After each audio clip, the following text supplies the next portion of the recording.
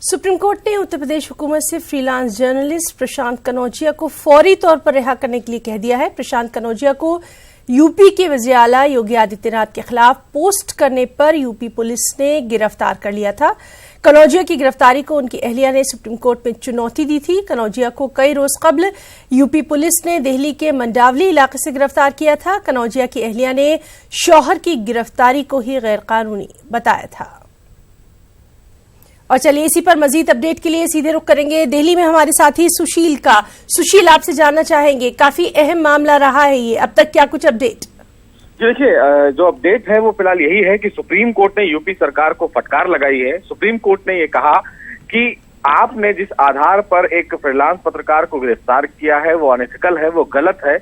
आपने तमाम साक्ष्यों को नहीं देखा है। हालांकि यूपी सरकार की तरफ से ये कहा गया कि जो फ्रीलांस पत्रकार को यूपी सरकार की तरफ से अरेस्ट किया गया है वो उसके कई जो ट्वीट्स हैं, पिछले ट्वीट्स हैं, उनमें उन्होंने देवी देवताओं को और जाति के आधार पर कई ट्वीट किए हैं। और ऐसे में यूपी के मुख्यमंत्री योगी आदित्यनाथ के खिलाफ आपत्तिजनक टिप्पणी के मामले में यूपी पुलिस की तरफ से इस प्रकार का स्टैंड लिया गया। हालांकि सुप्रीम कोर्ट ने यह कहा कि अभिव्यक्ति की आजादी का मतलब ये नहीं है कि आप किसी भी व्यक्ति को अरेस्ट कर लेंगे और वो भी एकमात्र सोशल मीडिया पर पोस्ट करने से। हालांकि सुप्रीम कोर्ट में यूपी सरकार ने इस दलील का विरोध किया। उन्होंने कहा प्रशांत कनौजिया ने आर्टिकल 505 जो आईपीसी के प्रोविजन को लगाया गया है उस प्रोविजन का वायलेशन किया है। लेकिन सुप्रीम कोर्ट ने कहा कि किसी भी व्यक्ति द्वारा अभिव्यक्ति की आजादी को नहीं झेला जा सकता है और ये संविधान हमें इसका अधिकार देता है।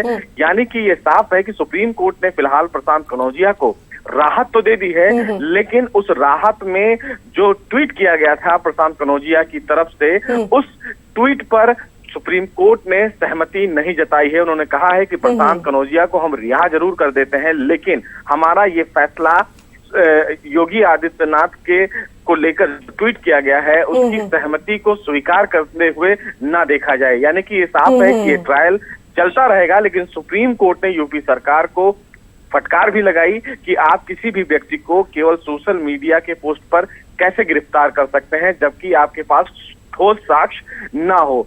ये फिलहाल सुप्रीम कोर्ट का एक बड़ा ऑब्जर्वेशन था। सुप्रीम कोर्ट ने यह कहा कि इस पूरे मामले में हम चाहते हैं कि प्रशांत को तुरंत सरकार रिहा करे। और जो अपडेट है वो ये भी है कि सुप्रीम कोर्ट में यूपी सरकार के फटकार के बाद योगी आदित्यनाथ ने यूपी के डीजीपी को तलब किया है। देखना यह होगा कि अब सरकार इस पूरे मामले में अपना स्टैंड क्या कुछ लेगी। लेकिन प्रशांत किशोर, जिनको शनिवार को आपत्तिजनक टिप्पणी ट्वीट के रूप में करने के मामले में यूपी पुलिस ने गिरफ्तार किया था, उनको फिलहाल राहत मिली है। उनको जमानत देने का आदेश दिया है। सुप्रीम कोर्ट ने यह कहा है कि निचली अदालत जमानत की शर्तों को तय करेगा, लेकिन आगे आने वाले दिनों में सुप्रीम कोर्ट इस पर ट्रायल जो है वो करेगा, वो सुनवाई करेगा और ये तय करेगा कि जो गिरफ्तारी फिलहाल यूपी पुलिस द्वारा की गई है वो कितनी सही है और कितनी गलत।